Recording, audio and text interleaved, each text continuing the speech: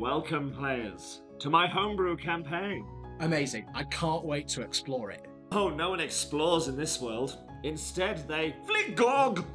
Okay, I'm playing a ranger. Will that work in this setting? Yes, of course. The Bisbambi Boxers are a noble family of rangers. They travelled from Dinpads after the Great Climax, and heard the Hullenbull every skytide, protecting themselves from the ever-present ha-ha-ha-gibber.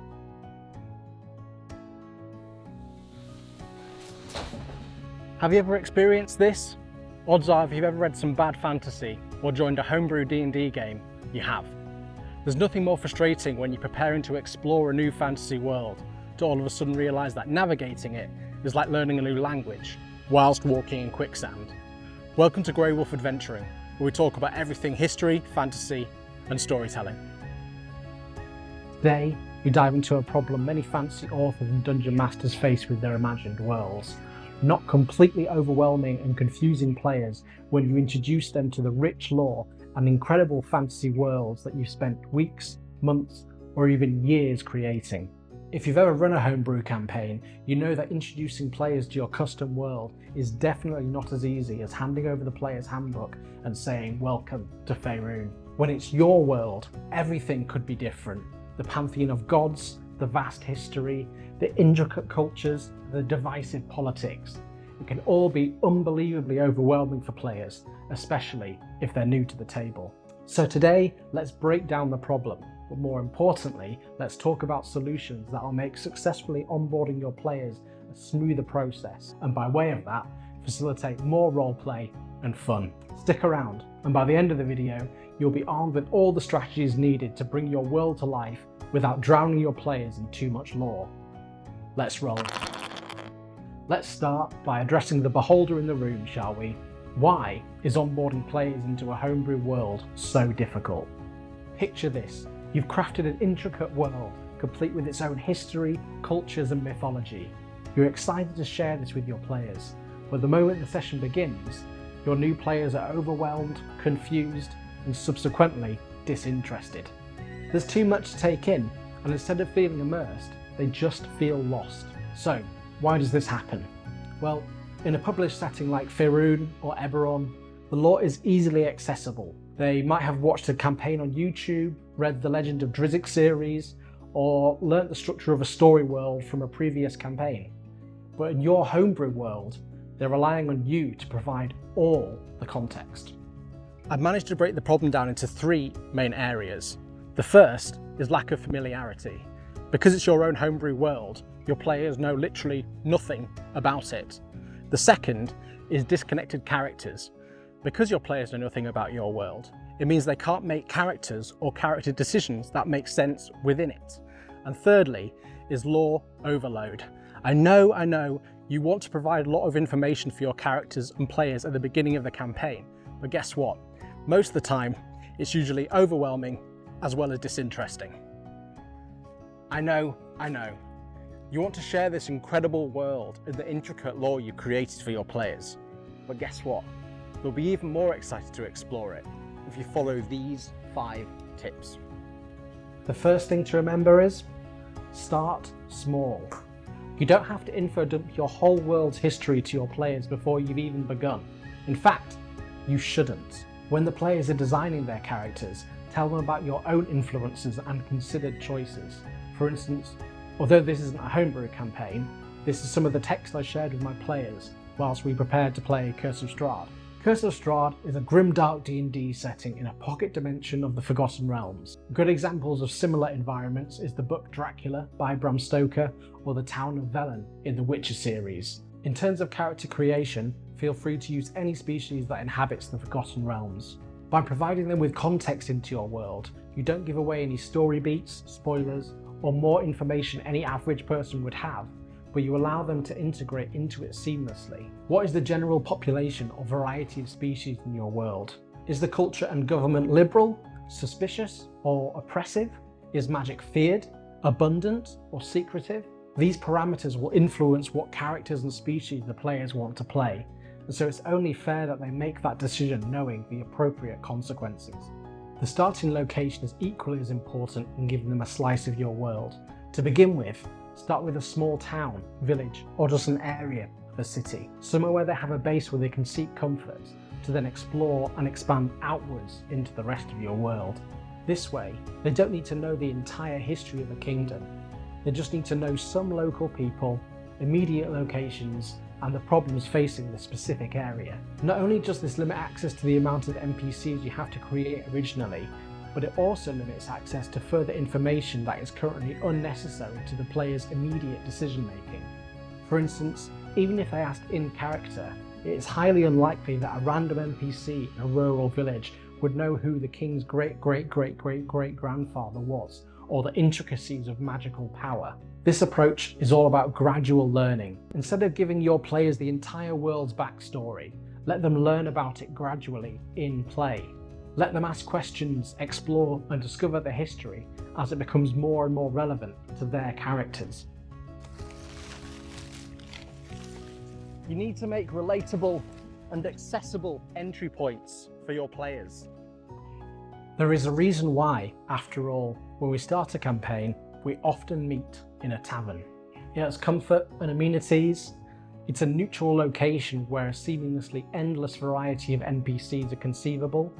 And most importantly, it's familiar. We've all seen or been in a pub with a roaring fire and low oaken beams. We know the sound a chair makes as it's pushed across a flagstone floor. We also know the social dynamics and expectations. Maybe your world has a completely new set of species or a different pantheon. Maybe the magic system is different, perhaps it's rarely used or even a secret. Your players can still connect with universal themes like heroism, struggle, or personal conflicts. In your session 0, encourage your players to create characters with personal motivations that don't require deep knowledge of the world's history. That way, they have autonomy and they have a motivation that they can control in your story world. They need to feel validated in their decision to instigate every social interaction they make. They then have something to drive those actions, even if they don't fully understand the political intrigue that's going on around them. For example, instead of expecting them to know every single political faction and goings-on in your world, instead, encourage them to play a character that's simply trying to survive. After all, that is their main motivation at level 1. They'll learn about politics and all the other things you've created for them through roleplay, but their character's main motivation is straightforward. I need to make enough money to eat. This allows you to reveal the world to your players slowly, in digestible, bite-sized chunks, as their characters grow and interact with the environment.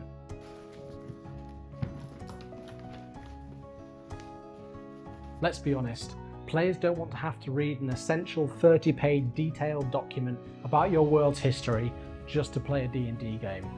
If you want to do that, write a book. Instead, like I said before, contemplate giving your players bite-sized, digestible lore pieces. Think of your world's lore as something that could be uncovered with roleplay, interaction, and observation, not front-loaded at the start. To begin the campaign, just give them a single-page document detailing known locations in their immediate vicinity, a local map, or even just rumours that they might have heard. The trick here is to make the lore immediately applicable and useful to the players. Learning about Lord Dindleback, who defeated a horde of phase spiders 300 years ago, isn't helpful to the players if they're only charged with eradicating the local tavern's rat population. A map of the sewer entrances, or the rumour of a local butcher who's been disposing of offcuts down the storm drains might be. One of the best ways to teach the players about your world is through NPCs and roleplay. After all, we shouldn't forget that RPG in ttrpg. The characters they interact with should be, well, exist in the context of all in which you live and what came before you. And should be extensions of the world itself. Through conversations with NPCs, you can naturally introduce the history, politics, and cultures of your world. Because it's a kinesthetic part of the story, the players will be much more likely to have an emotional reaction to it, other than if it was just on a pre-campaign document. Think about how your NPCs can reveal information without it making feel like they're just dumping lore. Maybe a bartender mentions the recent unrest in the capital, or a merchant talks about how trade has been affected by a new tax. These are little pieces of lore that can give your players context without overwhelming them. They might learn of an area of condensed magic after conversing with an NPC, or witness guards accosting a certain sector of the population with a successful perception check. The point is, players don't want to feel spoken to, they want to feel spoken with. Lastly, and probably most importantly, collaborate with your players. If you don't want them to massively influence the world and story, write a book. You can actually encourage your players to add to the world's lore during and before session 0. If a player wants to create a backstory about a family of merchants, collaborate with them to flesh out the trade routes of your world. This not only gives them a reason to feel invested in the setting, but gives them confidence when they're interacting with the lore, whilst also taking some of the world building burden off of you. You never know, their contribution might help inspire something of your own creation. Most importantly, remember you're telling the story together. Let your players have a hand in shaping the world they're playing in. This makes them feel like they're an integral and impactful part of it, rather than just being a helpless and hapless visitor. To summarise, to negate the main problems of introducing players to your homebrew games, follow these 5 tips. Start small and scale up. Create relatable entry points.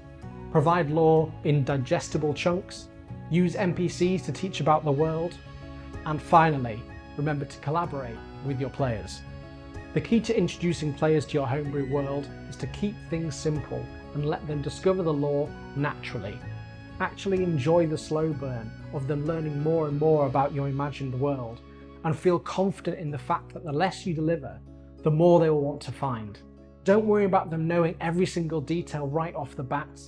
That's not what makes D&D fun. What's fun is the adventure, the choices, and the stories we all make together. I'd just like to say thank you so much for watching to the end of the video. You are an absolute hero for that. If you've enjoyed the video today, please make sure to give it a thumbs up. And if you have any tips that I didn't mention, please make sure to put them in the comments just so we can help out some other people. If you enjoy history, fantasy, folklore, Dungeons and Dragons, all those nerdy things, please make sure to subscribe just so I'm not lost in the depths of the algorithm, and I will see you on our next adventure together.